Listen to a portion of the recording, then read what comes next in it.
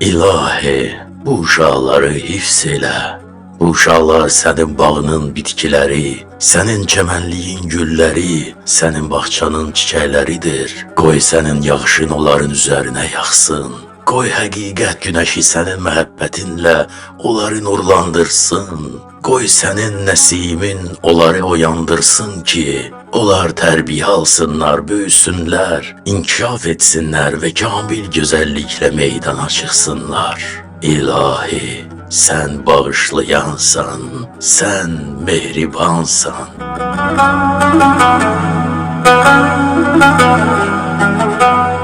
Allah'a həmd olsun ki, Bakılı dostlar müharibə illəri boyunca bütün insanlar və icmalarla barış içində olmuşlar. Hər kəsə mehriban davranmışlar. İndi isə onlar müharibə illərinin əvəzini çıxmalı, qalxmalı və ölkəni sevinç və şadlıq təranəsi ilə ucaltmalıdırlar.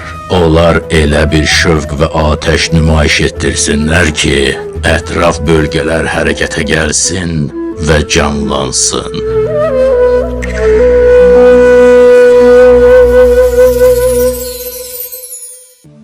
Bəşəriyyətin yaranma tarixi haqqında müxtəlif mübahisə və fərziyyələr vardır. İnsanoğlu yarandığı gündən onun səbəbini və məqsədini, kim tərəfindən yarandığını araşdırır və özünə bu sualları verir. Bu sualların cavabını biz elmdə də axtarıb tapa bilirik. Amma əsl cavab Allahın nazil etdiyi müqəddəs kitablarda tapıla bilər. Bu kitablarda bəşər evladının bu dünyada yaranışının səbəbi, məqsədi və qanun qaydaları haqqında informasiyalar verilir. Bəşər aləmi zaman dövrü keçdikcə yeni tərbiyəçiyə ehtiyacı olur. Zamanın tələblərinə uyğun olaraq yeni şəriət nazil olub. Bu baxımdan da Həzrəti Bahalı'nın gəlişi öncədən xəbər verilmişdir və çox vacib idi. Yeni dünya nizamı qurmaq, bəşəriyyəti vahid din ətrafında birləşdirmək məhz Həzrəti Bahalı'nın gətirdiyi təlimdən irəli doğur. Bildiyimiz kimi bütün dinlərdə müqəddəs şəxslər yer üzünə göndərilməmişdən əvvəl müjdəçilər insanları bu dinə hazırlamaq üçün göndərilirlər. Yahudilikdə Volflar, İslamda Veysəl Qarani, Bahayi dinində də Seyyid Əli Məhəmməd. Seyyid Əli Məhəmməd hədislərə əsasən Həzrət Məhəmmədin qızı nəslindəndir. O, 1844-cü ildə Məkkə divarlarına söykənərək oraya yığışmış müsəlmanların qarşısında öz missiyasını elan etmiş və bütün müsəlmanların gözlədiyi qaim Mehdi Sahibə Zaman olduğunu elan etmişdir.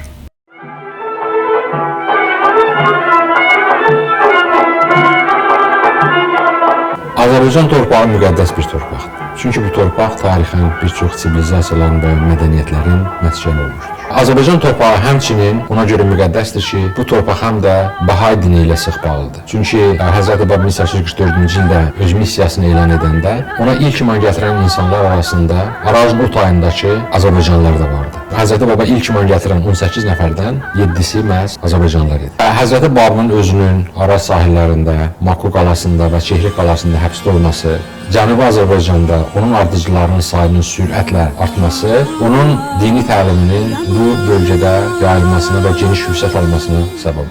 Və hələ Həzrəti Baba öz missiyasını elan etməmişdən öncə onun Sahibə Zaman və ya da vəd olunmuş qaim kimi gəlişinə insanları hazırlayan şəxslər Kərbalada Şeyx Əhməd Əhsai, onun ardınca Seyyid Kazım Rəşdi idisə, Arazın bu tayında onun gəlişini hazırlayan daha 2 nəfər vardı. Ordubadda Molla Sadıq Vənətli və onun ardınca isə Seyyid Əbdülkərim. Onlar vəd olunmuş qaimin gəlişini insanlara hazırlayırdılar. Tarixi mənbələrə görə onların 10 minə yaxın ardıcıları var. Molla Sadıqın ardıcılarının sürətli artdığını görən Çar hökuməti Molla Sadığı Varşavaya sürgün edir. Onun ardınca bu hərəkatın başına yenə də Ordubadlı olan Seyyid Əbdülkərim keçir. 1844-cü ildə Baba öz missiyasını elan edəndə artıq belə bir missiya üçün hazırlanmış minlərlə insan Həzrəti Babın təlimini qəbul edir və daim olur. Və beləliklə Babilik Azərbaycanda təşəkkül tapır. Bahayi dininin yaranmasından bəri onun təşəkkül tapmasında etnik Azərbaycanlılar çox mühüm rol oynamışlar. Bunların arasında Tahirədən sonra Ənisin adını çəkmək lazım gəlir. Ənis 18 yaşında gənc bir oğlan idi və o Həzrət Baba iman gətirmişdi. Onun imanının ifadəsi şəhidlik hekayəsində ibrətamiz bir şəkildə öz əksini tapmışdır. Həzrət Baba edam etməyə apararkən Ənis özünü onun ayaqlarına atmış və onunla birlikdə şəhid olmasını diləmişdi.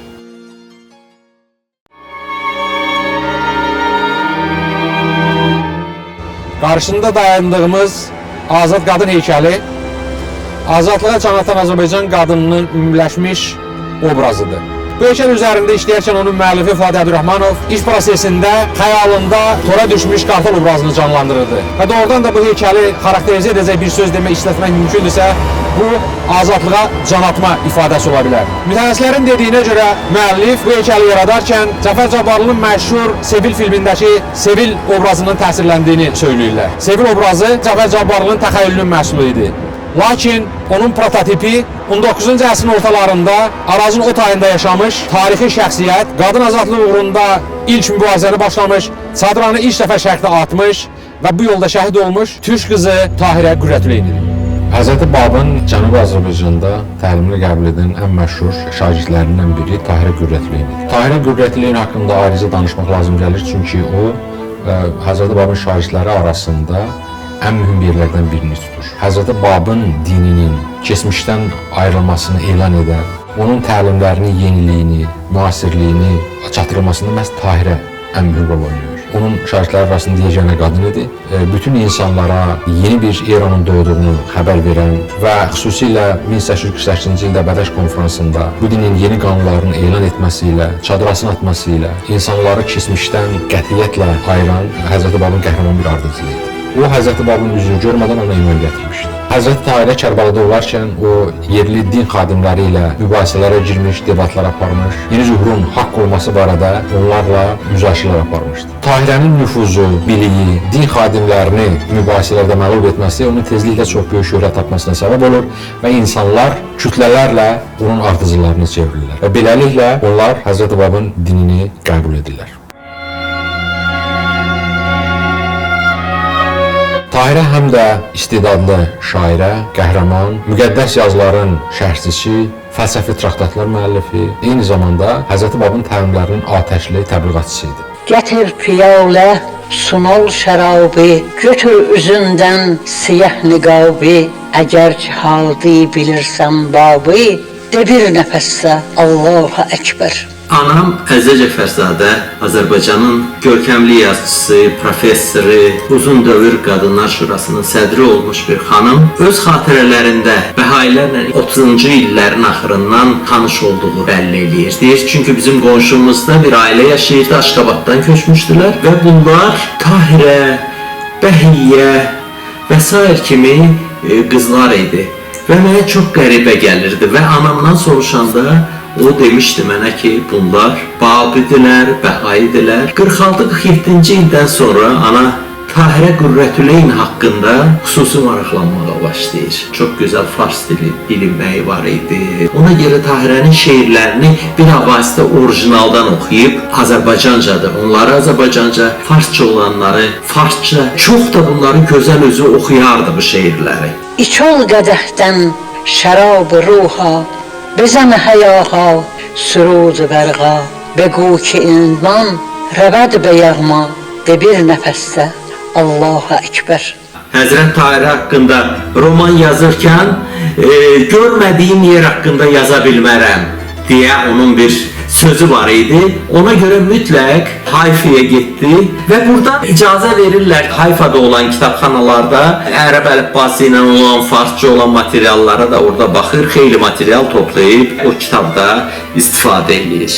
Tahirəni bir şairə kimi başlamışdı, amma bu onun o qadın azadlığı, elə ümmətlə azadlıq və dində Bəhayiliyə, Babiliyə qoşulması söhbətləri önə çıxır və Əzizə ana bu hissələri yazır. Düzdür, biz indi burada Bakıda qoymuşuq başqa bir heykəl, amma bu ilk çadrasını atan xanımdır. Bu ilk o xanımdır ki, axundlarla, filanla oturub mübahisələr eləyə bilərdi din sahəsində, özü də harda? İranda. Kitabda Əziz ana Tahirə Qürrətüleyni çox hörmətli bir xanım kimi, Həzrət Tahirə deyərək yazır. Şairə kimi çox böyük şeirlərinə qiymət verən, öz şeirlərini farsça, Azərbaycanca da oxuya bilən bir adam kimi onun haqqında yazır. Əziz ana onu İran şah rejiminin ideyaya görə boğdurduğu bir qadın, 35 yaşlı bir qadını boğdurmaq onun üçün böyük bir dəhşətlidir. Əziz ana o tragediyalarını da, o faciəsini də Tahirə xanımını ifadə edir ki, onu öz balalarından ayırıblar.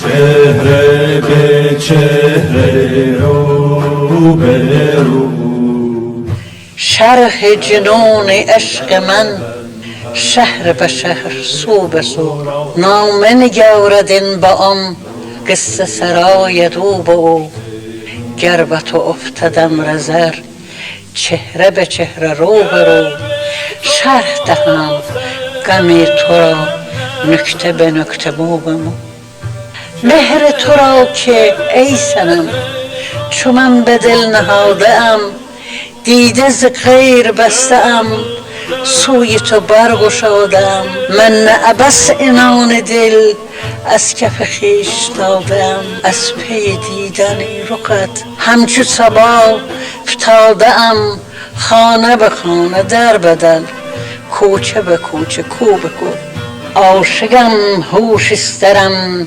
هوش استرم باده بر نوش استرم نوش استرم bu Süleyman mülküdür, yok ehtibar. Dərdimi dinletmeye güş isterim. Tahirə, gel dəhrdə ad etme gel, sen qəza qəhrine feryad etme gel. Üzü dönmüş dostdan dad etme gel, her zaman sönmez dilin nuş isterim. Ümit deryası coşandı coşan, səbir kasesi coşandı coşan. Kulundur senin Tahirə, inan Allah'ım Allah, Allah'ım Allah. Geldim dergaha, bağrı yaralı, çaki giriban, başı qaralı. Rəhmət nurundan koyma aralı, Allah'ım Allah, Allah'ım Allah.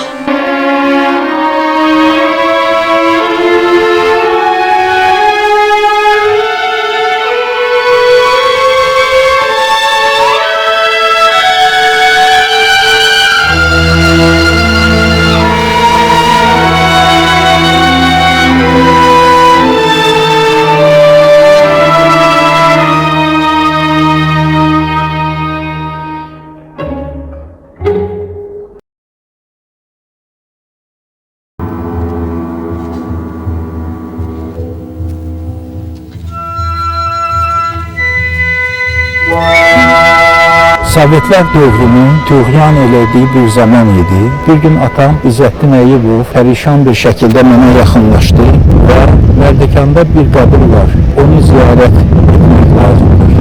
Dedi ki, bu qəbirləri Bakıda tanıyan yeganə adam yalnız mən qalmışam. O yeri gələcək nəsillərə sən nişan edərsən. 1985-ci ildə bu yerə gəlib Molla Sadığın qəbrini ziyarət etdik. Hal-hazırda biz Bakının ətrafında, Mərdəkanda çox müqəddəs bir yerdəyik. Qarşısında durduğumuz qəbir Molla Sadıq Hacı Qələndərən qəbri.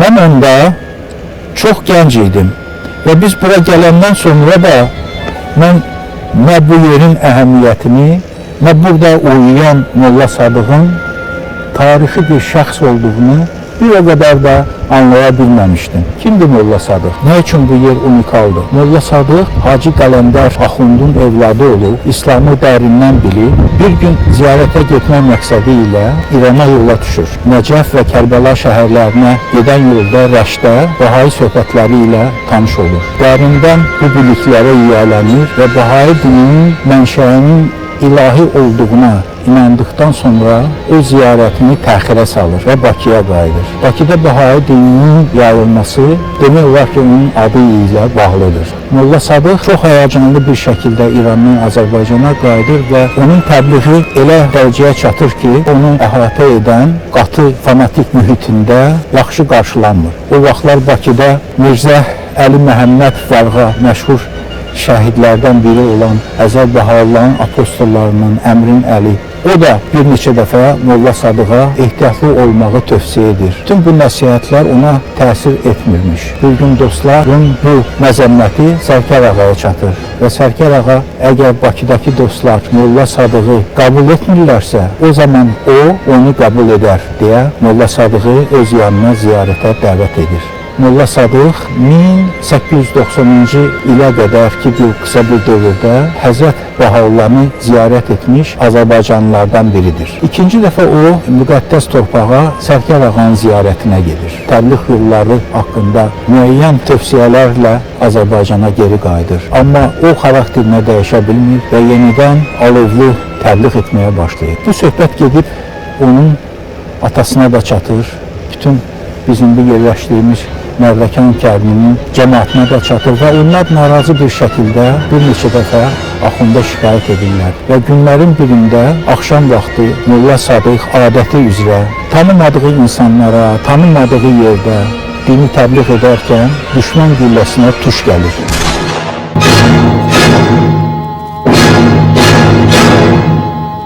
Belə bir acı hadisə nəinki Bakı Baha'ilərinin, bütün dünya Baha'ilərinin yadından çıxmamışdır. Çünki o gənc yaşlarında ikən Azərbaycanda bu yolda ilk şəhiddir. Bu hadisələrdən sonra Sərkər Ağa ona xüsusi lövh münacətlə müraciət edir. Ey sadiqim, ey sadiqim, məhfildə nuri baqirim, cənnətdə nəxli vasiqim, gülşəndə mörgi natiqim, canlar ola qurban sənə,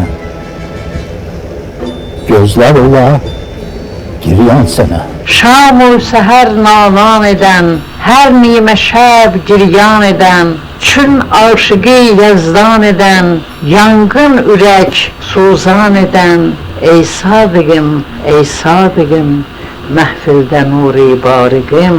Tarixi romanlar müəllifi Profesör Əzizə Cəfərzadə İşığa Doğru əsərində bu hadisələrdən 100 il sonra belə bir möhtəşəm roman yazıb, həmin o faciəli günləri öz qələmi ilə təsvir etmişdir.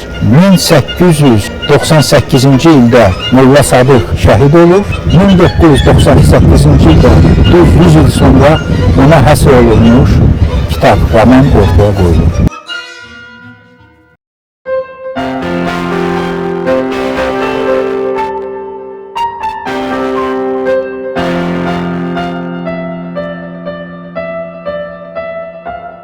Biz bahar fəslinin çox gözəl bir vaxtında, aprel ayının ortasında çiçəkli ağacların arasındayıq.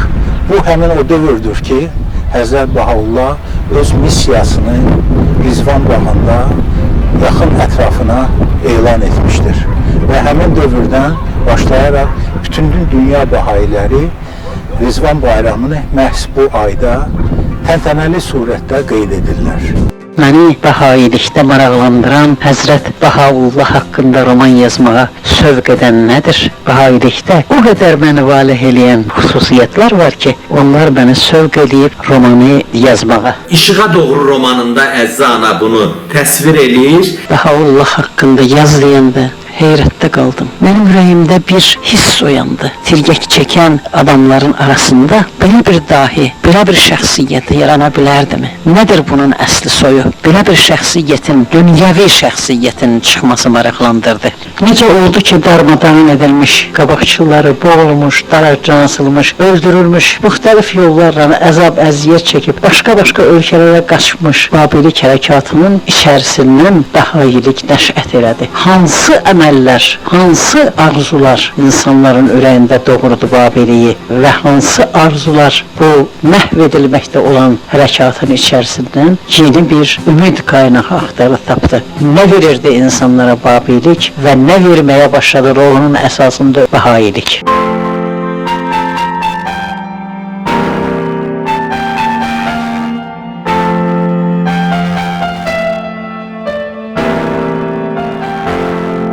Bir peygamber getirmiştir ki bu peygamber dünyaya ses salabilen yeni bir dinle gelmiştir. Hem de çok mentiki bir fikirle. O yalnız Nebilerin sonuncusuyam, Resulların sonuncusuyam dememiştir fikirden çıkış ediyerek. Deyir ki her bir din yaranır, yaşayır, inkişaf edir ve ömrünü bitirir. Elə ki oradan menfi yollara, bölünmelere meyil artır. O din artık ömrünü yaşamış olur. Böyle bir dövrde Allah yeni bir peygamber, yeni bir Resul gönderir ki yeni dinle yaxşılığa çağırsın insanları. Dünyanın değişmesine sebep olsun. Musa kimi, İsa kimi, Muhammed kimi.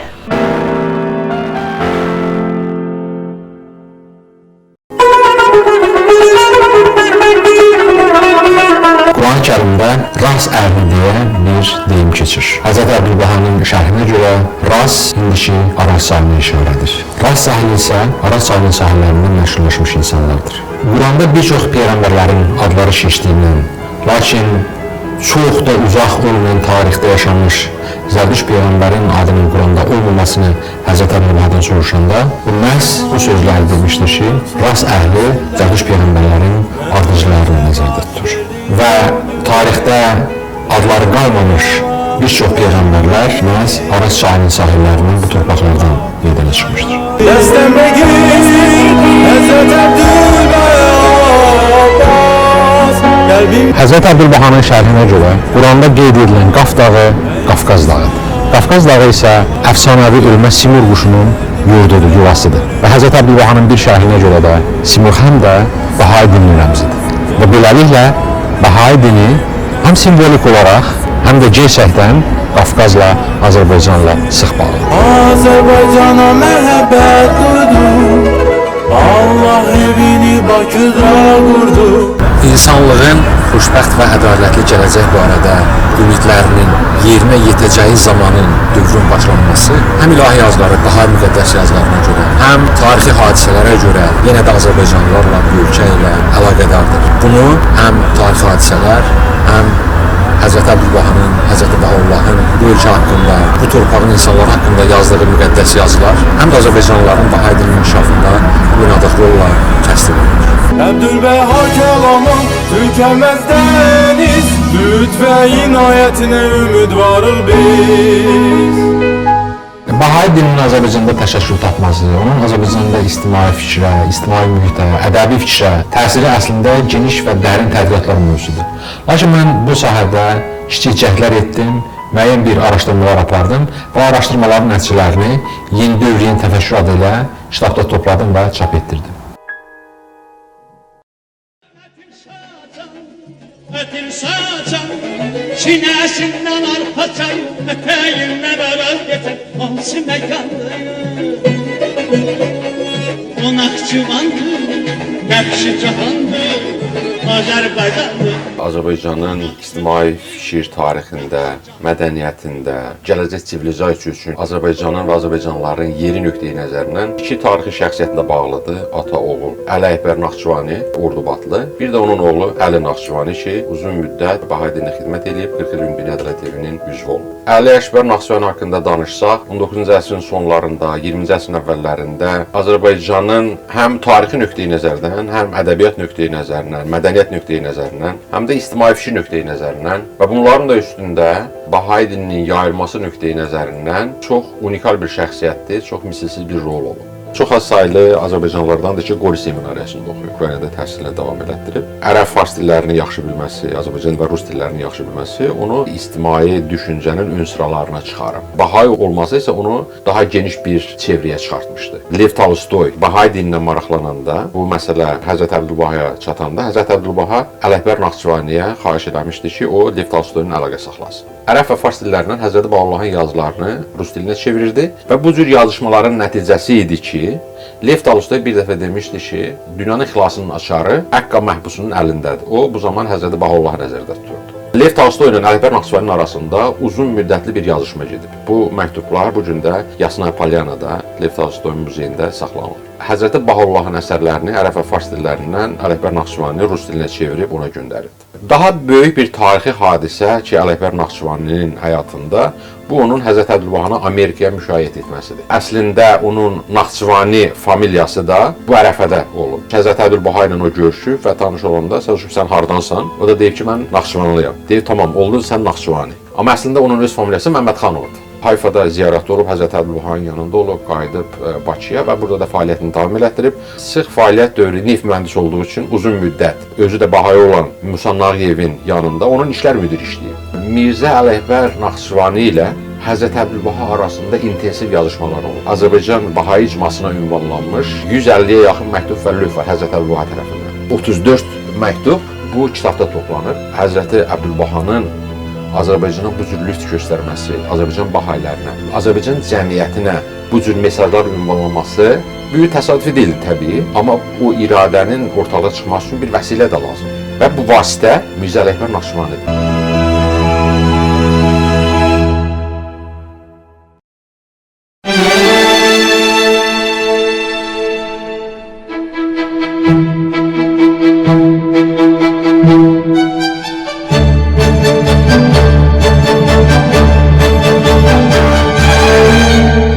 Hal-hazırda biz Bakının tarixi və ən yaraşıqlı binalarından birinin qarşısındayıq. Bu bina məşhur milyonçu Musa Nağıyev tərəfindən oğlunun şərəfinə xeyriyyə cəmiyyəti kimi tikilmiş və İsmailiyyə adı ilə məşhurdur. Çoxları Musa Nağıyevi neft milyonçusu kimi tanıyır. Ancaq çoxlarına məlum deyildir ki, o, xanımı Liza Canqarova ilə birlikdə Bahai dinini qəbul etmişlər. Bizim apardığımız arxiv materiallarının araşdırması nəticəsində məlum olmuşdur ki, Bakı Bahailərinin 13 yanvar 1910-cu ildə təsdiq edilmiş Ruhaniyyə Cəmiyyətinin nizamnaməsində bu maarifçi cəmiyyətin təsisçisi kimi Musa Nağıyevin də adı vardır. Musa Nağıyev xanımı Liza ilə birlikdə Bakı Bahailərinin arasında böyük hörmətə malik bir şəxsiyyət idi.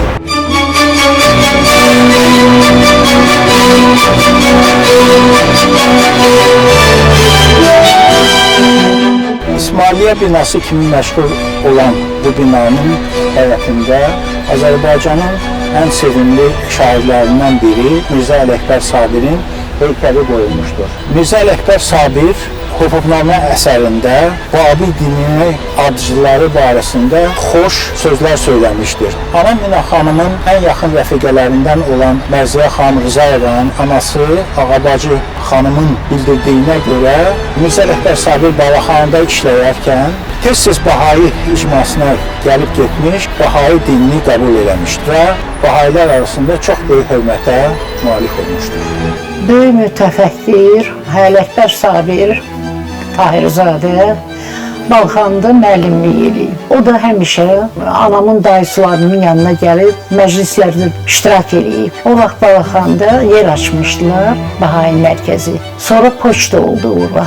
O ora gəlirdi. Ona görə də onun bəzi şeirlərində izah eləyirdi ki, yəni belə bir mədəniyyət var, yəni belə bir din var, belə bir ona başa düşmək lazımdır. Ona görə o həmişə Bahailərin arasında olur. Onun məşhur hüquqnaməsində Babilər haqqında dini imanın azıqdır, babıdır kəlməsi Azərbaycanda geniş yayılmışdır. Onun yaradıcılığı ilə tanış olan hər bir kəs bilir ki, Sabir iki mənalı danışmış. Burada bu sözləri ilə Babilərə onun böyük rəğbətini göstərmişdir. Çünki onların maarifçi hərəkətlərinə, məktəbə getməklərinə, qazet oxumaqlarına və s. bu kimi maarifçi hərəkətlərinə rəğbət bəsləyərək bu şeirini yazmışdır.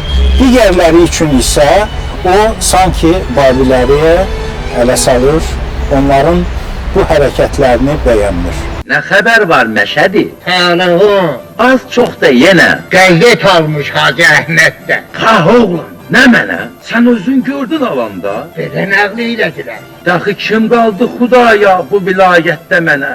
Bu isə bəs o ləinin də işi qullabıdır. Dini imanı danıb, yoldan azıbdır, babıdır. Daxı bir başqa xəbər. Hacı Cəfərin oğlu Vəli şkola qoyub oğlum. Elə isə ona da min kərə lənət deməli. Yenə bir başqa xəbər varmı? Bizim qonşu Kərim Molla Nəsrəddin alıb həm özü, həm oğlu oxu.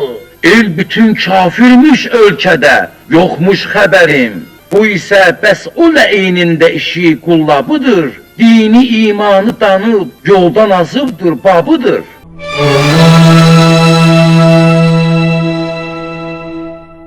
Azərbaycanın mədəni və ictimai-siyasi tarixində bir əhəmiyyətli olan bir binanın qarşısındayıq. Bu binada 1901-ci ildə ilk Qızlar Məktəbi qurulmuş və şərqdə ilk demokratik cümhuriyyət olan Azərbaycanın ilk parlamenti yerləşmişdir. Bu bina mənim üçün həm də ona görə əzizdir ki, burada Azərbaycanın böyük dramaturqu və şairi Hüseyn Cavidin ev muzeyi yerləşmişdir. O, 1920-37-ci illərdə bu binada yaşamışdır. 2002-ci ildə mən Hüseyn Cavidin qızı Turan xanımla görüşmək məqsədi ilə bu binaya gəldim. Məqsədim Hüseyn Cavidin sürgündə olarkən son günləri haqqında ona informasiya vermək və yazacağım kitab haqqında bəzi məqamları aydınlaşdırmaq idi. Bu məqsədlə mən bu binaya daxil oldum. Çox səmimi bir görüşümüz oldu və əlavə etdim ki, Turan xanımın qardaşı Ərtoğrulun ən yaxın dostu Ətalanın bacısı oğluyam. Mən Turan xanıma atasının birlikdə qaldığı barakda Mirzə Ələkbər Nəci ilə xatirələrini söylədim. Azərbaycanın görkəmli xadimlərindən biri Hüseyn Cavid də Bahayi olub. Bunun təsdiqini akademik Rafael öz kitabında yazıb. Orada yazır ki, onun yoldaşı Hüseyn Cavid tutulanda, yanına gələndə, o ilə görüşəndə deyir ona ki, Allah həpha. Bu Bahayilərin bir-biri ilə görüşəndə bir-birlərinə müraciətidir. Allahı əpha. Hüseyn Cavidin yaradıcılığında Bahayiyyətin prinsiplərini görmək olur. Onun bir şeirinə nəzər salaq. Kəssə hər kim tökülən qan izini, qurtaran dahi odur yeryüzünü. Bu cümlənin özü onu göstərir ki, Bahayiyyətin əsas prinsiplərindən biri olan dünyada sülh olsun. Bütün dinləri, insanları sülhə çağırır. Kəssə hər kim tökülən qan izini, qurtaran dahi odur yeryüzünü.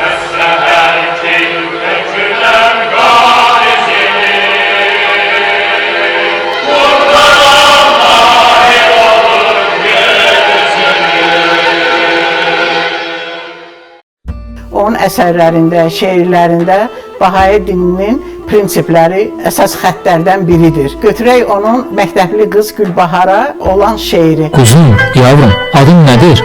Gülbahar. Peki senin anan baban var mı? Var. Nasıl, zengin midir baban? Evet zengin, beyzade. Öyleyse giyinin için böyle sade?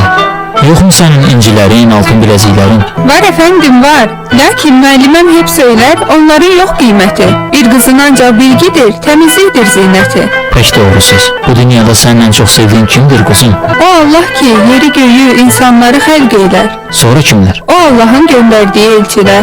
Başka sevdiklerin nasıl? Yok mu? Var. Anam, babam, müəllimim, bir de bütün insanlar. Başka sevdiklerin nasıl yok mu var? Kimdir onlar? Kimdir onlar? Anam, babam, müəllimim, bir de bütün insanlar.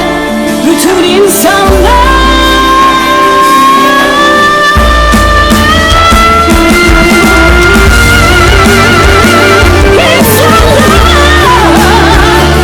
Bütün insanlar.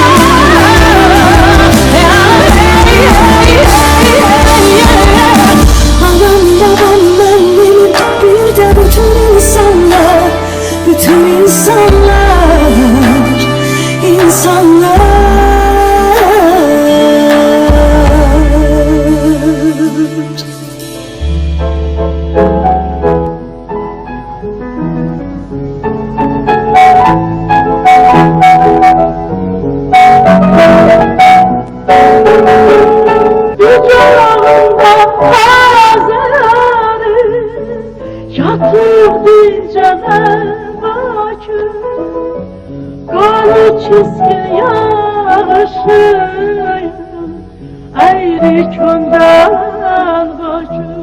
Gözəl Bakımıza seyr etdikcə insanın ürəyi fərəhlənir. Doğrudan da gözəl şəhərimiz vardır. Bakı tarixən İpək yolunun əsas şəhərlərindən biri olmuş. İmperiyalar daima Azərbaycanı, Bakını ələ keçirmək istəmiş. Amma Allaha şükürlər olsun ki, bugün gəlib azad bir Azərbaycanda yaşayırıq. Neçə nəsillərin arzusu olduğu bir gündəyik. Bakının, Azərbaycanın qədim mədəniyyəti ümumilikdə bəşərə bir çox hədiyyələr vermişdir. Burada indi tolerantlıq dediyimiz məhfuma 100 illər bundan əvvəl böyük hörmətlə yanaşmışlar. Burada Musavilik, Xristianlıq, Müslümançılıq, insanlar bir-biri ilə dost, mehriban, qardaş kimi ömür sürmüşlər.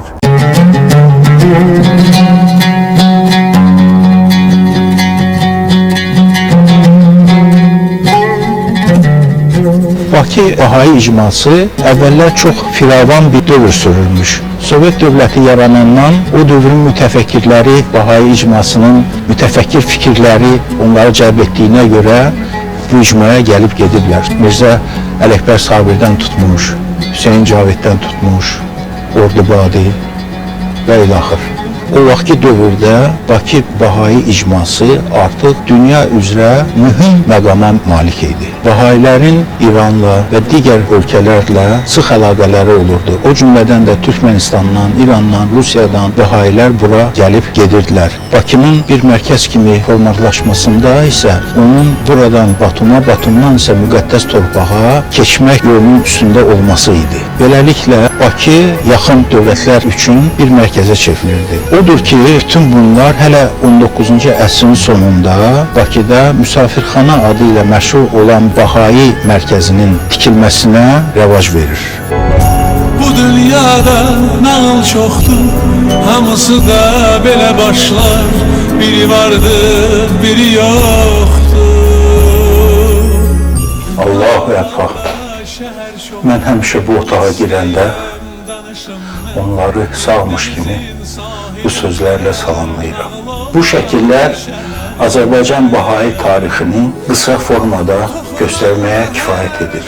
Şəkillərdə mənim ana babam və ata babam Məşədi Hüseyin və Usta Fərəc, onların ailələri göstərilmişdir. Babam Usta Fərəc dövrünün ziyalılarından biri idi. Səlyan şəhərində anadan olub və 20-ci illərdə Bakıya köçmüşlər ailəsi ilə birlikdə. Suraxanıda məktəbdə işləyir, həm də ailəsini dolandırmaq üçün zəyyarlıq edirdi.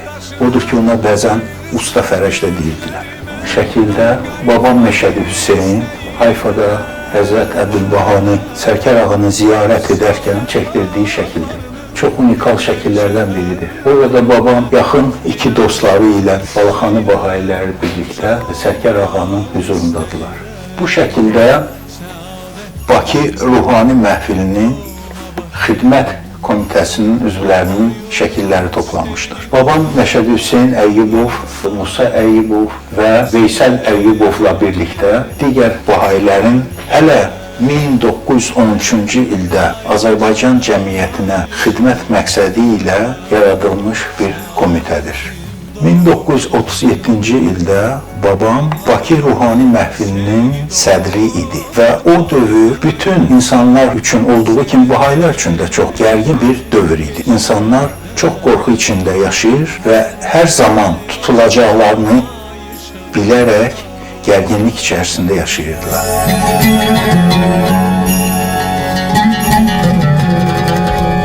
Son illərdə apardığım tədqiqat işlərinin nəticələri əsasında Bahayi dininin Azərbaycanda tarixinə həsr olunmuş birinci cildi ərsəyə gəlmişdi. Sovetlər İttifaqında yaşayan vaxtlarda Bahayi ədəbiyyatı olduqca az idi. Bahayilər əsasən əl yazmalarından istifadə edirdilər. Yaşlı Bahayilər ömürlərinin sonuna yaxın onlarda olan materialları itməsin deyə böyük çətinliklə qoruyub saxladıqları ədəbiyyatı gələcək nəslə ötürmək məqsədi ilə gətirib bizim ailəyə verirdilər. Bu sandıq həmin dövrdən qalma sandıqdır. Burada həmin o kitablar uzun müddət ərzində toplanılıb qalırdı. Baxmayaraq ki, əgər onların birini kimsə tapsaydı, bizim ailənin başına hansı çətinliklər gələcəyini təsəvvür etmək çətin deyildir. İndi mən həmişə bu sandığa baxarkən o dövrləri xatırlayıram.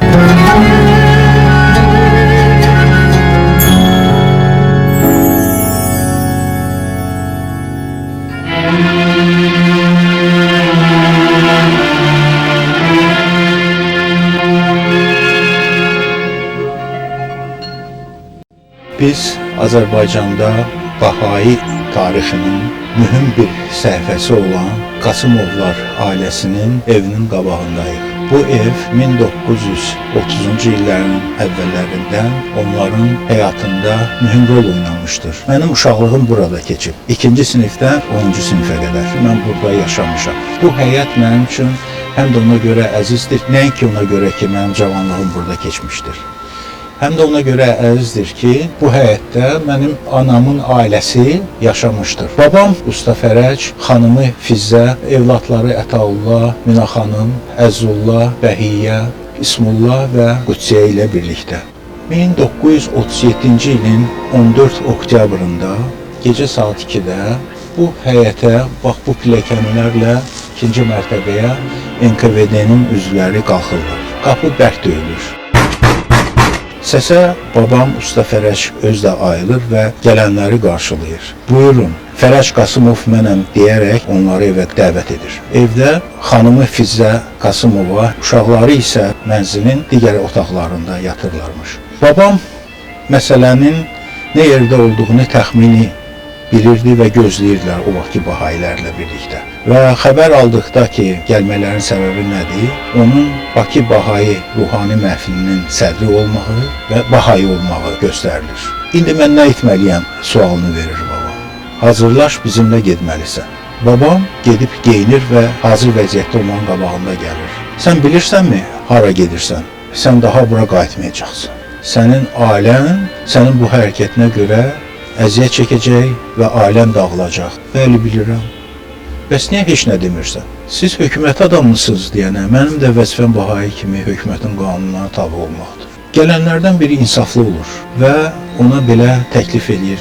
Gəl bu kağızı götür və yazına ki, sən Allaha inanmırsan və bahai deyilsən. Biz də səni burada qoyaq, çıxıb gedək. Doğrudur, bu mənim üçün çətin olacaq işdə izahat verməyə. Amma mənim sənin evlatlarına yazım gəlir. Babam cavabında belə söyləyir. Sən məndən nə istəyirsənsə istə, təkcə onu yox. Çünki mane edə bilmərəm. Mən sənə yaxşılıq eləmək istəyirdim, sənsə başa düşmədim. Ged evində nə qədər kitab varsa, onların hamısını yığ gətir. Babam gedir, bütün kitablarını yığışdırır və gətirir bir kisənin içərisində. Bir daha deyir, mən hazıram. Gələn NKVD-nin üzvləri məhtəl qalırlar bunun hazırlığına, bunun o şücaətinə, bunda olan o reaksiyaya. 3-cü dəfə ona təklif olunur. Babam üzünü çöndərir nənəmə tərəf, Fizzə Qasımova. Nənəm isə cavab verir ki, Fərəc, sən bizdən nigaran qalma. Sənin evladlarına mən səndən yaxşı baxacam. Bu sözlərdə eşidən yuqarı dəli olur ki, bunlar nə alədirlər, bunlar nə də insanlardır. Bunlara edilən yaxşılıq etmək istəyənlərə bunlar öz bildiklərindən, öz imanlarından dönmürlər. Əmr edirlər ki, babama o kisəni atsın çininə. Həmən o NKVD-nin üzvü əli ilə babamı itələyir, qapıdan çıxardır. Bu onun bu həyətdəki son gecəsi olur.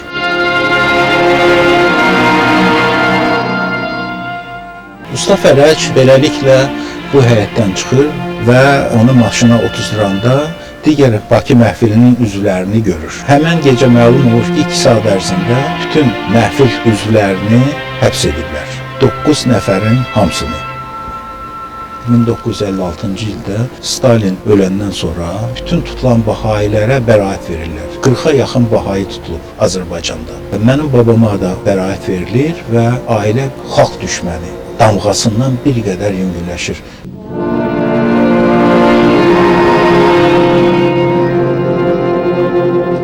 SSR parçalandıqdan sonra Azərbaycan dövləti istiqlaliyyətinə nail olduqdan sonra bir qrup bahailər KGB-nin arxivində onların taleyi ilə maraqlanırlar. arxiv materiallarını araşdıranda gördük ki, 40 gündən sonra Bahayiləri güllələyiblər. Onları 40 gün Bayıl türməsində saxlayıblar. Bir neçə dəfə imkan veriblər ki, ailədən onlara ərzaq gətirilsin və axırıncı dəfə nənəm ərzaq apararkən əvvəlki ərzaq apardığı qazanın içərisində onun dostları gizlincə olaraq qana bulaşmış köynəyini qoyublar.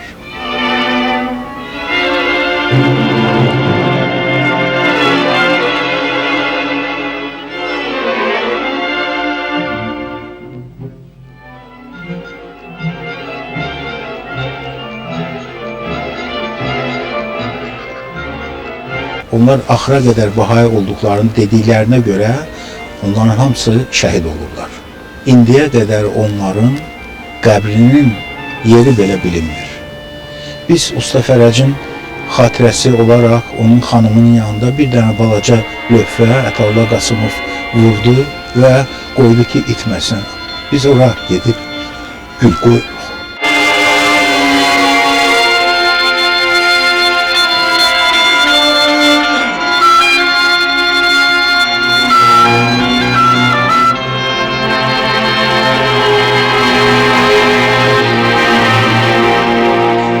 Çətin dövr olduğuna görə Bahayilər əvvəlcədən uzaq görənlik edib, növbəti seçkilərin aparılmasının qeyri-mümkünlüyünü nəzərə alaraq öz yerlərinə digər 9 nəfəri seçiblər.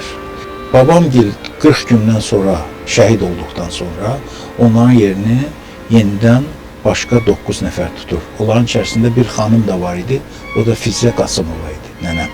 Mən uşaq olarkən 10 yaşım bu həyətdə o Bahayiləri görmüşəm. Beləliklə, bu həyət həm də Bahayi tarixində xüsusi bir yeri vardır.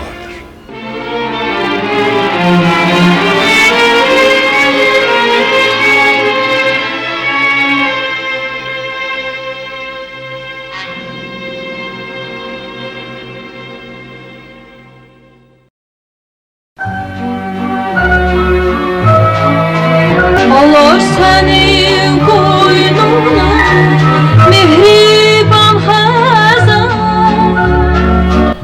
Azərbaycanın Bahayi tarixində məxsusi yeri olan Abşeronun Balaxanı kəndindəyik. Bu kənd öz Bahayiləri ilə Bahayi tarixində məşhurdur. Abşeron, Abşeron, otlar diyarı. Azərbaycanda Bahayi tarixi bilavasitə Balaxanı ilə əlaqədardır. Balaxanıda isə Bahayi tarixi bu bina ilə əlaqədardır, hansı ki, bu binada sizin babanız tikib. Yəni bu bina tarixi bir binadır və Bakıda yaşayan, xaricdə yaşayan Bahayilər də bura öz evlərinə gələn kimi gəliblər. Çünki sizin göstərdiyiniz qonaqpərvərliklə burada özlərini öz evlərindəki kimi hiss ediblər. İndi zəhmət olmasa Qürrətülin xanım bu bina haqqında biraz danışın. Mənim babam bu binanı 1915-ci ildə tikdirib. 1915-ci ildən burada həmişə ziyafətlər olur.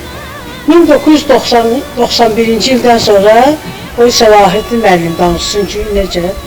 Bəli, burada bütün xaricdən gələn qonaqlar Balaxanın adı həmişə tarixdə olduğuna görə maraqlanırlar, gedə görək Balaxanda nə var, kim var? İlk gəldikləri ev sizin ev olub və burada neçə məclislər olub və mənim yadımdadır ki, biz burada neçə dəfə Bahayi seçkiləri aparmışıq, məhfillər burada seçilib. Ağa Naxçıvani gələndə də biz onu bura sizin evə qonaq gətirdik. Yaddan çıxmayan xatirələrimiz var bu evlə əlaqədar. 92-ci ildə hər də 19 gündən bir ziyafət olub bizdə. O vaxtında evini açmaq hər çətin vaxtlar idi. O şərəf sizə qismət olubdur. Abşeron, Abşeron, otlar diyarı.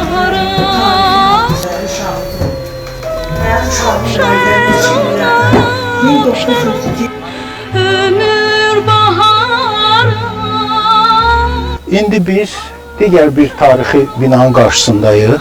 Bura Müsafirxana adı ilə məşhur olub Balaxanıda. 1937-ci ildə bütün dini icmalar kimi Bahayi icması da təhdid olunub, onların üzvləri tutulub və bu bina da vaxtilə müsadirə olunubdur.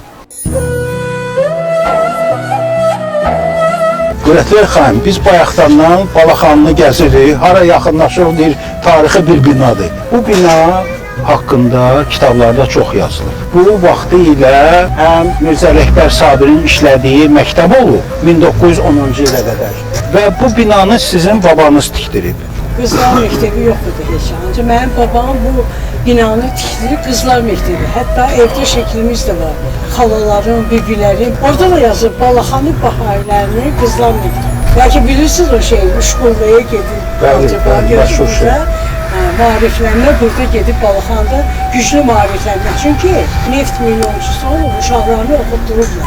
İndi xoş bir təsadüfdən belə çıxıb ki, Kəblə İmranın nəticəsi Ramin də bu binada işləyir. Mirzə Ələkbər Sabir 1910-cu ildə binada dərs deməyə gəldikdə Kəblə İmran da Sabirin çox yaxınlığında oldu, onunla çox kömək edir. Hətta onun qalmasına bu şərait yaradır.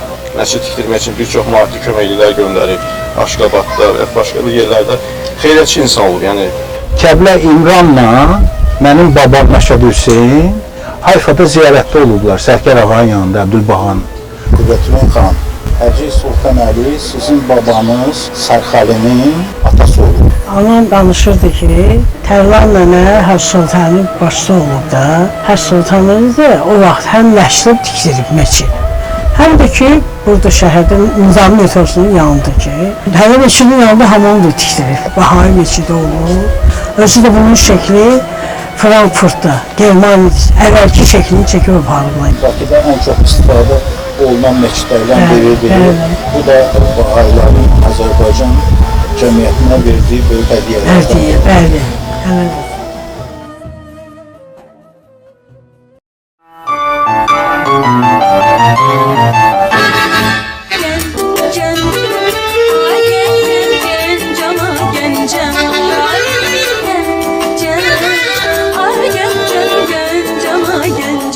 1944-cü ildə anadan olmuşam. Həmin dövrdə Məsim babam, ağa Məsum, tustaq olub. 56-cı ildə o tustaqlıqdan gəlib, mənim onda 12 yaşım var idi. Babama çox böyük hörmətimiz olub. Biz 4 bacı, bir qardaş olmuşuq. Sovet hökumətinin dövlətləri arasında belə idi ki, hamınız ateistsiniz. Belə bir şəraitdə babam bizə bəhayiyyətdən dərs keçərdi. Babam 1889-cu il təvəllüdüdür. Gəncədə yaşayıb, ancaq bir qədər böyüyəndən sonra köçüb gedib Bakıda yaşayıb. Orada bəhayilərlə çox böyük ünsiyyətdə olubdur. Sonra mənim nənəmlə evlənmək istəyib, nənəmi verməyiblər ona. Ki bu Babidir. Gəncədə də Bəhai bilmirdilər, Babi bilirdilər. Babam da gedir Ərz-i-Məqsuda, Heyfaya. Bir il orada qalır. Hər gün Həzrət Əbdülbəha Abbasın insanlara ziyafət və söhbətlərinin şahidi olmuş bir adam olur. Bir ildən sonra istəyir orada evlənsin kimlənsə. Həzrət Əbdülbəha Abbas deyir, yox, sənin Azərbaycandadır yerin. Onda qayıtmalı olur. Nənəmlə evlənir. Babam uzun müddət Bakıda məhfilin sədri olub. Bu məclislərdə mən yadımda olanların adlarını çəkməsəm özümü borclu hesab edərəm. İştirak edirdi Cabbar baba. Hamıdan böyük idi. Öləndə də 105 yaşında dedilər, rəhmətə getdi. Mehdəm idi, Eyyub əmi idi, Şəm idi, İsmail əmi idi, Şıx İsmail, Əli Şoqinin qardaşı. Səlman əmi bir də, Səlman əmi. Çox gözəl insan idi, Allah Səlman əmi. Hüseyn əmi idi, Balçılı Söyün, Şıx Zamanov Söyün, Yolçiyev Söyün, Əli Şəmi, Mahmud əmi, Cəlil əmi, Səriyə xala, Asəf əmi, Manya xala, Həcər xanım, Eyyub əmi, Zəbərcət xanım, Kübra xala, Roşənə xala, Cəlil əminin oğlu Eynullah, sürgündən gələndən sonra Tahirə, Ənvər, gözəl məclislərimiz keçərdi. Həmin gün hamı bir yerdə şadlanırdı. Ancaq baxmayaraq ki, bu məclislər də qadağan idi, bir yerə toplanmaq da qadağan idi.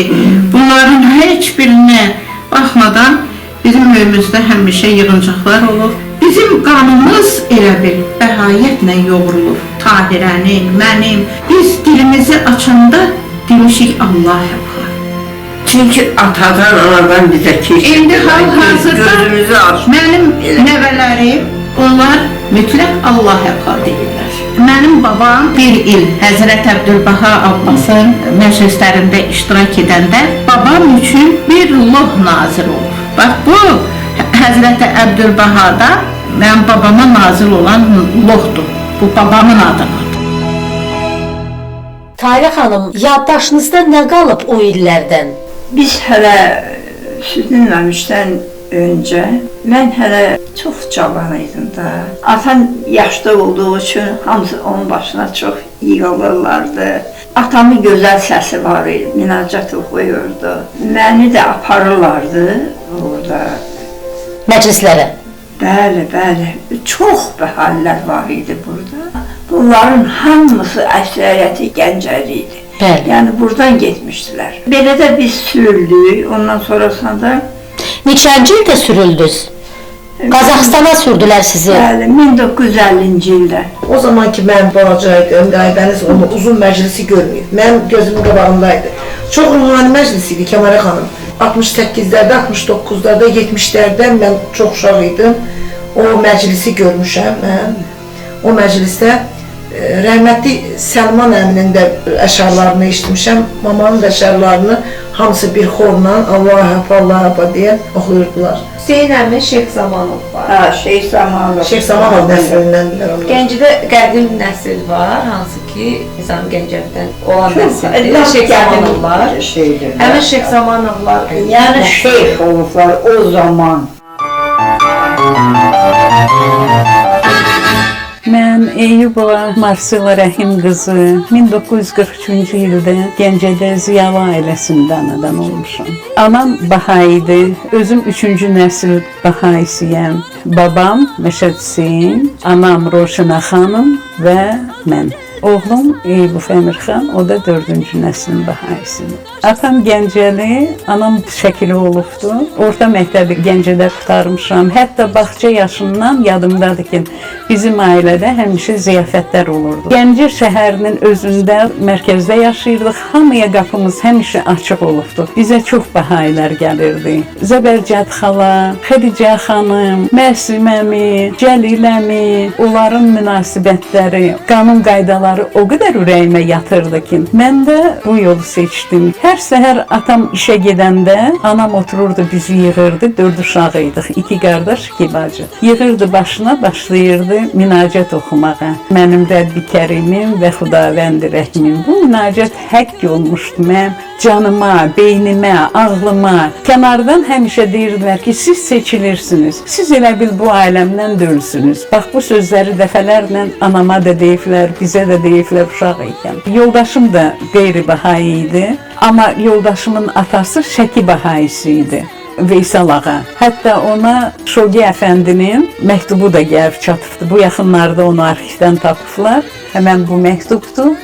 Hansı ki Şogi Əfəndi Nuxalı, o vaxt Nuxa idi, Şəki şəhəri, Nuxalı Eyyubov Veysala məktub yazıbdı. Biz bu məktubu çox dəyərləndiririk, çox əzizləyirik. Mən fəxr edirəm ki, mən Bahaiyəm.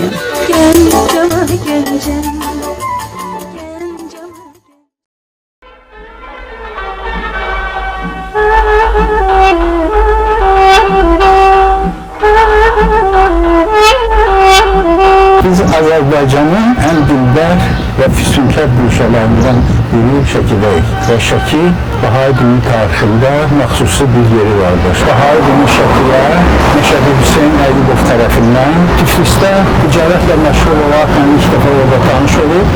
Orada bu dini qəbul edib, bu dinini gəlib orada Şəkidə öz qardaşlarına, əmilərinə, babasına təbliğ edib. Öz atasından başqa bütün yaxın ətrafı, xalası, oğlu və daxil olmaqla bu dini qəbul edirlər. O cümlədən babamdır, Şəkinin düz mərkəzidir. Bu bina, bunun həyatı atam rəhmətli danışardı ki, çaya kimi uzanlardı, böyük ərazisi var idi. Burada 3 qardaş ailəsi var idi. Babam burada Sultan, qardaşı Bilal və babam Veysel. Babamla əlaqədar bir kişi sizə danışım. Çox imkanlı adam idi, tacir idi, ticarətlə məşğul olurdu və eşidəndə ki, Ərzəbləsdən müqəddəs torpaqdan Seyranlar Asadullah gəlirdi. Şəkiyə gəlmək istəyir, Ağdaşdan bəzi mollalar ona öldürmək istəyir, qəblə götürmək istəyir ki, bu şəkilə gəlibdir. Babam bunu biləndə öz dostları ilə silahlanırlar və şəkilə mərkəzi küçə yuxarı verc, aşağı verc olubdur. Bir neçə dəfə faytonda gedirlər ki, açıq faytonda əllərində silah, cəmaat bilir ki, bu gələn adam Ağa Veysəlin qonağıdır. Ağa Veysəlin şəkilə tanınmış şəxsiyyəti çox böyük imkanları olur, çox mərd adam olubdur. Xasiyyətinə bələldirlər, onun qorxusundan ona yaxın duran olmuşdur. Elə olubdur ki, Ağa Əsədullah sağ-salamat şəkilə gəlib, sağ-salamat şəkilən çıxır.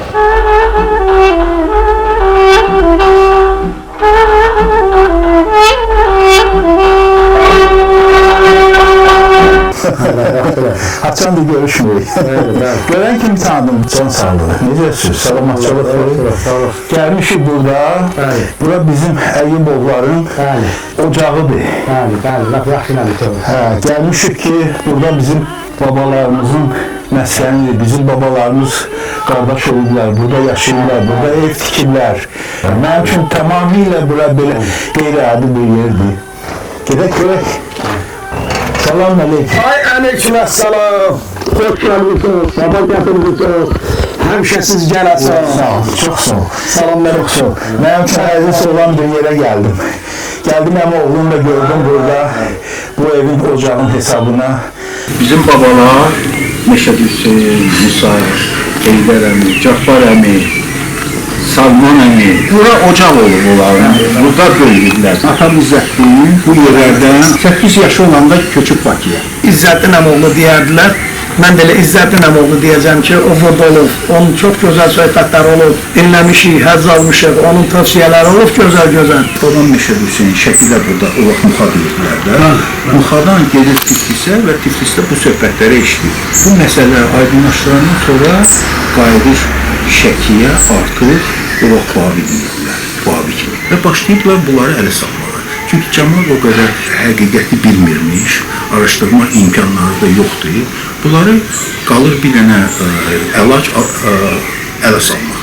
Hətta Papa rəhmətlik danışardı ki, bir dəfə küçəyə gedəndə Allah'ın rəhmət eləsin.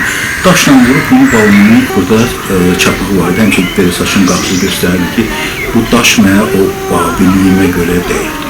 Burada bəzi arxiv materiallarını araşdıranda bəzi şəkillər gördük. Bunları siz tanıyırsınız bunlardan. Bu məhlədə çəkilib şəkil. Bax, bu Veysel. Mənim babam. Bəli. Əmoğlunun babasıdır, Musa'dır. Musa'dır. Amma bu Cabbar'da çok şey. Bu atamdır, bu Ələkbərəmdir. Bu Sultandır, üç qardaşlar, babam, Veysel, kiçikləri, böyükləri Sultan, ortancıl Bilal. Bu şəkil atam qoruyub saxlayıb, bu həyətdə, bu məhəllədə çəkilibdir. Dayanır bizdən hər şey, dağlar qoynunda şəkil.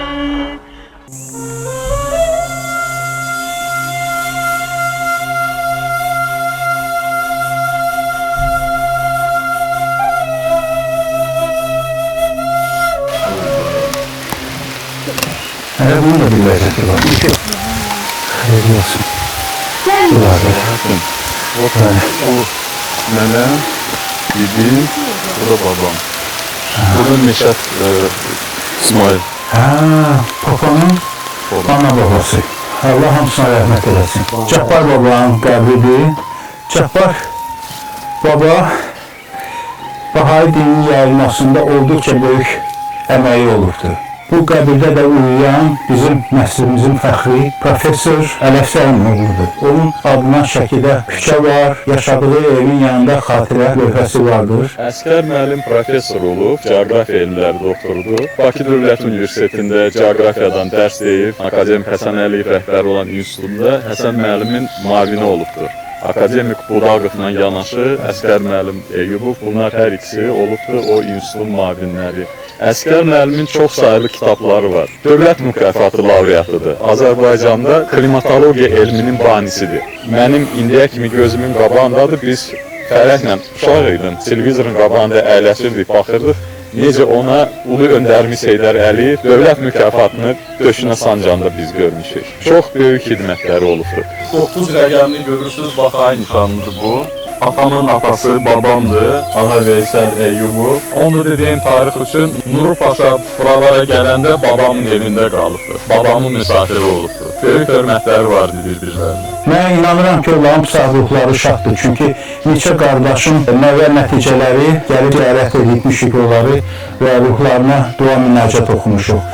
İlahi, fəzl eylə, lütf eylə, kərəm eylə, könülləri şad eylə, canları azad eylə, ehsan-ı müzdad eylə, Əbülbaha Abbas.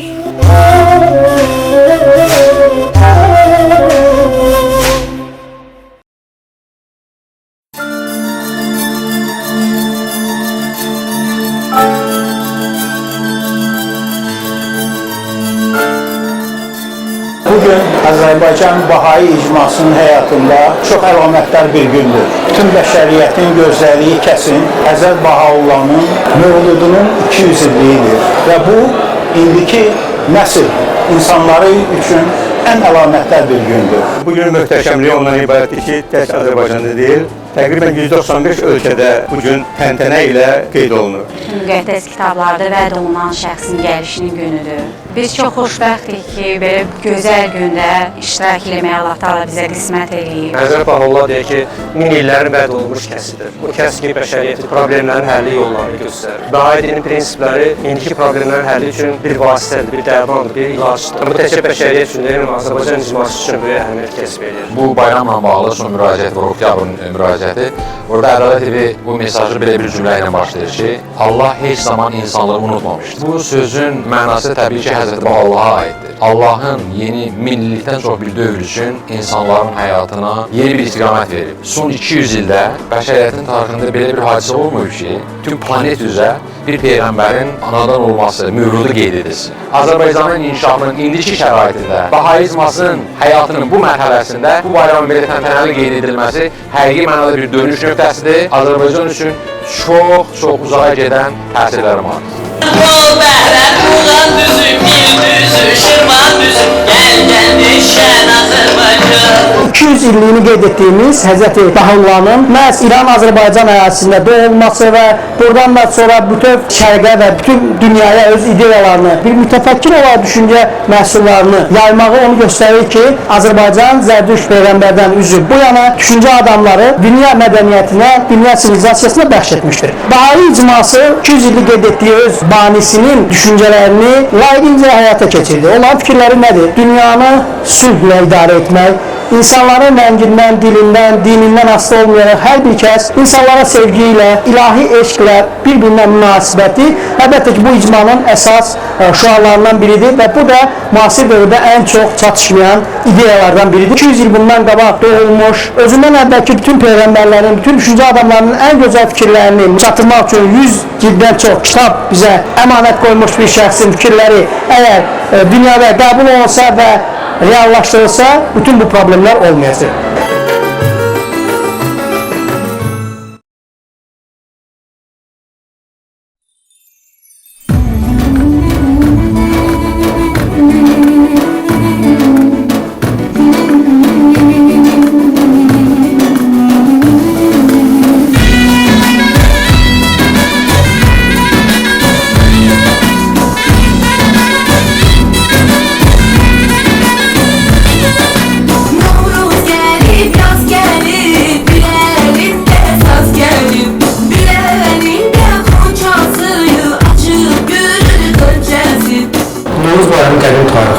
Azərbaycanın çox qədim soy kökünə gedib çatır. Bəzən Zərdüştü ilə əlaqələndirirlər. Tarixçilərin fikrincə qədim əkinçilik mədəniyyəti ilə əlaqədardır. Müxtəlif dinlər Azərbaycanda olsa da Azərbaycan xalqı bayramı tərk etmir.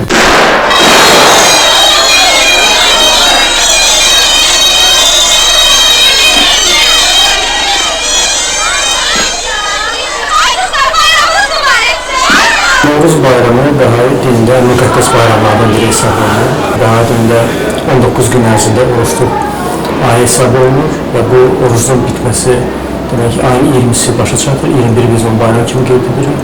Eyni zamanda kitab əqdəsi hökmünə görə Novruz bayramı mart ayının 21-də təntənəli şəkildə qeyd olunur. Bir tərəfdən bu bizim xalqımızın, millətimizin milli bayramı olsa da, Azərbaycanlı ailələr üçün bu bir neçə bayramdır, bir neçə əhəmiyyət kəsb edir. Novruz həm də oruçluğun bayramıdır, oruçluğun bitməsi Novruzun gəlişinə düşür. Bunun bir ruhani əhəmiyyəti də var. Oruçluqda biz, daha təqvinin sonuncu ayın 19 gün ərzində biz oruç tuturuq. Bu bir mənəvi, ruhani partlaşmanın, təmizlənmənin simvoludur və sanki insanlar partlaşsınlar və yeni ilə, yeni ruhuna, yeni təşəbbüslərlə başlasın. Və bu nöqteyi nəzərdən də Novruz bayramı bahalər üçün, bütün dünya xalqları üçün çox mühümdür. Yaşadığımız ölkənin asılı olaraq hər yerdə qeyd olunur. Dünyanın 254 ölkəsində artıq ki, bəha icmaları var. Novruz bayramı artıq bəşəriyyətin bayramıdır. 2010-dan bəri bu bəşəriyyətin mənəviyyəsinə daxil edilir. Bütün dünyanın bayram kimi elan edilir DT tərəfindən.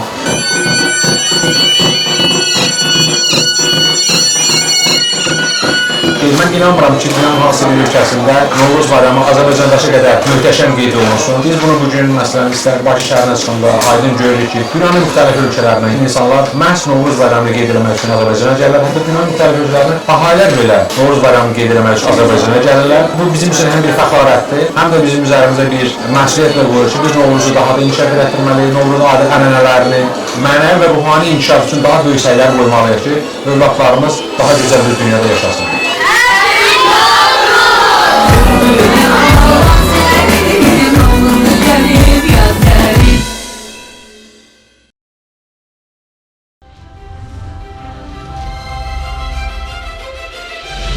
İnsanlar hansı dinə, hansı mədəniyyətə mənsub olmağından asılı olmayaraq, bütün başqa mədəniyyətlərə də, dinlərə də, başqa mənəvi dəyərlərə də hörmət etməlidir. Azərbaycan həmişə çox millətli, çox konfessiyalı diyar olubdur və bu da bizim ənənəmizdir. Əsrlər boyu müxtəlif xalqlar burada yaşamış, yaratmış, qardaş olmuşdur. Bugün də belədir. Bir çox etnik qrupların birgə yaşadığı bir unikal bir məkandır Azərbaycan. Biz hamımız Azərbaycan xalqının nümayəndələriyik. Bizim dini və etnik müxtəlifliyimiz bizim böyük sərvətimizdir.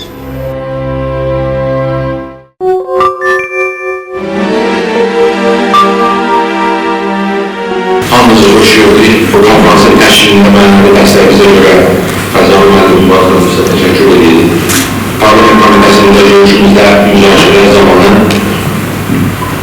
sizin bu məsələyi operativ yarsanız, buna nə qədər əhəmiyyət verdiyinizi göstərdi.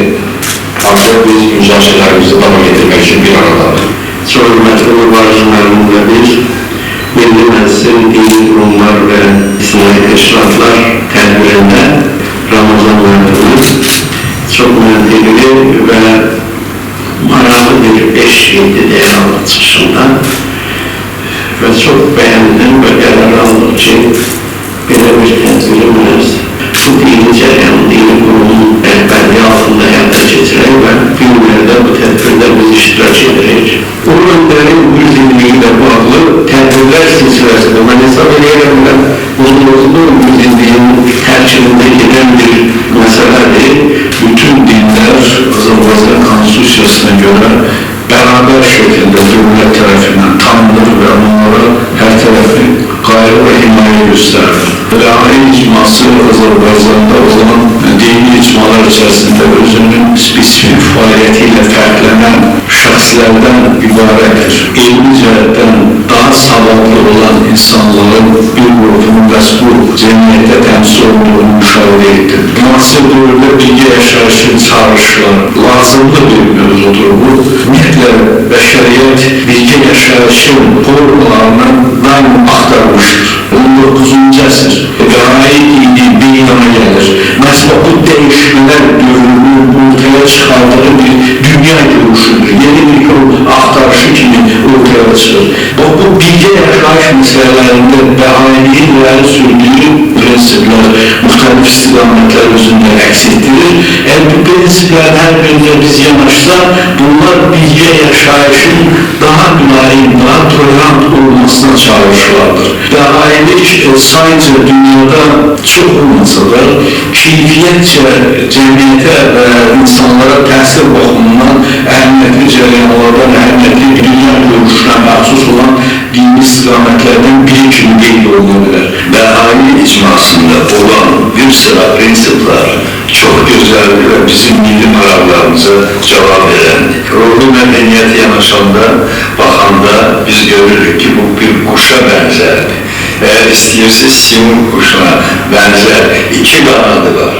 Biri mənəvi medeniyettir, öbürsü əqli medeniyet, intellektual medeniyet. Ve ailelerde o kuşun bir kanadı əqli medeniyettir, elmli, bilikli. Öbürsü kanadı nedir? Dindir.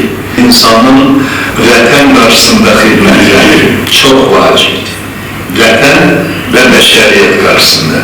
Mən niyə deyirəm vətən və bəşəriyyət? Burada yenə Bəhainin misali çox gözəldir. Eğer bizim özümüzün yüksek medeniyetimiz olsa, əqli və mənəvi, biz bəşəriyyət içində çox zəngin, çox gözəl bir xalq kimi daha da ileri gedib, daha da gözəl işlər görə bilərik. Çox qədim tarixə malik olan Azərbaycanın dünya sivilizasiyasında özünə məxsus bir yeri var. Dünya mədəniyyətinə, dünya sivilizasiyasına Azərbaycan çox böyük töhfələr verir. Və Bahayi dini kontekstində düşündükdə, gələcək sivilizasiyanı, gələcək ilahi mədəniyyəti düşündükdə isə bu xalqın potensialı və onun malik olduğu zəngin, mənəvi ruhani irs bizim bu töhfəmizi daha da qat-qat artıracaqdır. Əgər biz deyirik ki, insanlar sülh içərisində yaşasınlar, bu yeganə və tək bir yoldur. Vahid bir əmrdə, vahid bir dində birləşmək. Arzu edirəm ki, insanlar sülh şəraitində yaşasınlar, müharibə olmasın, analar ağlamasınlar. Dünyada sülhün bərqərar olması, dünyadan qanların tökülməyini ləğv etmək, dünyada irqlər, millətlər arasındakı ayrı-seçkilik, bax bunun ləğv olması. Bax, əsl o insanı tərbiyə etmək üçün Bahayilikdə olduqca gözəl xüsusiyyətlər var.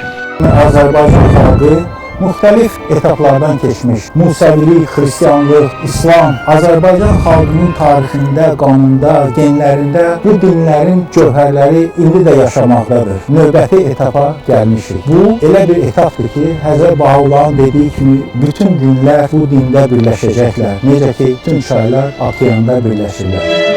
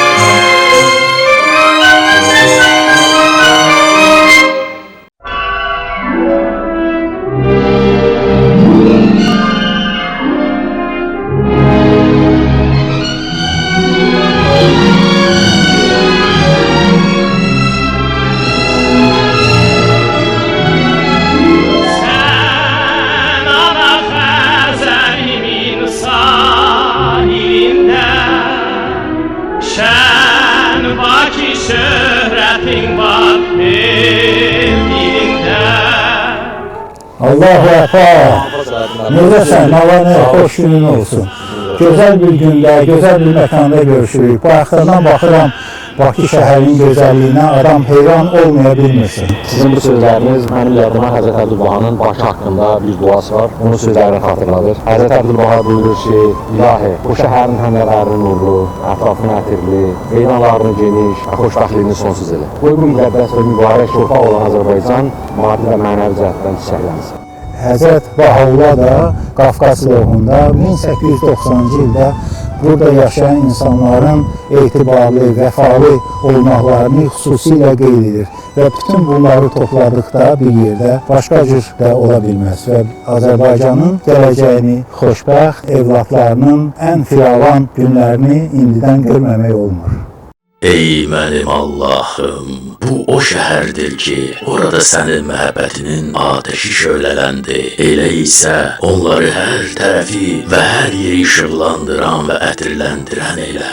Rəbbim, Rəbbim, bunlar sənin bəndələrindir ki, sən bəxş etdiyin sığınacağa pənah gətiriblər. Ya Rəbb, onlara lütf və mərhəmət bəxş elə. Ümidim budur ki, Allah'ın görünməz yardımı ilə günbəgün daha böyük xidmətlər edəsiniz, dəyanətlə davranasınız ki, Qafqaz sir simurğunun yuvasına çevrilsin, Bakı müşk ətri saçsın, Tiflis qiymətli gövhər olsun, Gəncə sərvətlər xəzinəsinə çevrilsin, Şuşa isə bərq vuran saf büllur olsun.